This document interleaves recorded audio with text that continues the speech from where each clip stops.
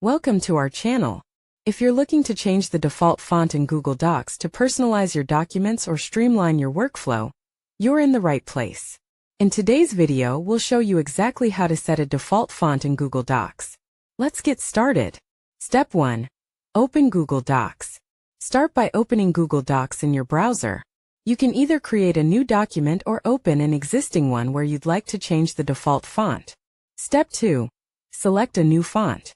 Next, choose the font you want to set as your default. To do this, click on the font drop-down in the toolbar at the top of the screen.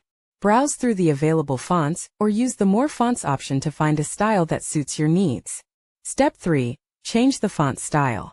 Once you've selected your desired font, customize it by adjusting the font size, line spacing, and style, bold, italics, underline, etc., according to your preference.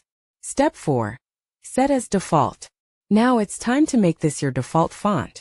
With your selected font style still active, go to the Format menu at the top, select Paragraph Styles, then click on Normal Text and choose Update Normal Text to match.